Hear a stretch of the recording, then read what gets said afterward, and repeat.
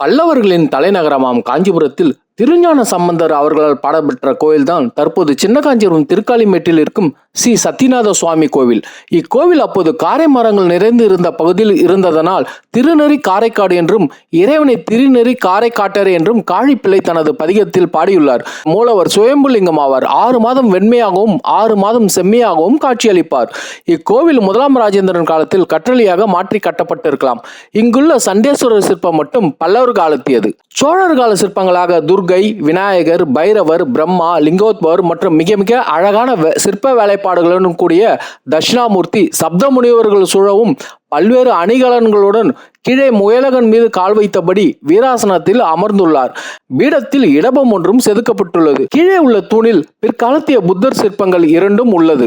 இங்கு புதன் வழிபட்டதாக ஸ்தல புராணம் கூறப்பட்டு அவருக்கு ஒரு சிலையும் உள்ளது.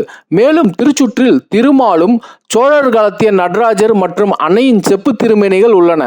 1ஆம் ராஜேந்திரன், 1ஆம் ராஜாதிராஜன், அதிராஜேந்திரன், 2ஆம் ராஜேந்திரன் காலங்களில் தங்கம் உட்பட பல்வேறு தானங்களும் மானியங்களும் ராஜராஜனின் இயற்பெயரான அருமொழித்தேவன் மரக்காலால் நெல்லும் அளிக்கப்பட்ட தகவல்களை இங்குள்ள கல்வெட்டுகள் குறிப்பிடுகிறது. மண்டபம் மற்றும் கோபுரம் விஜயநகர காலத்தில் கட்டப்பட்டது. இக்கோவில் காஞ்சிபுரத்தில் கட்டாயம் தரிசிக்க வேண்டிய ஒரு பாடல் பெற்ற ஸ்தலமாகும்.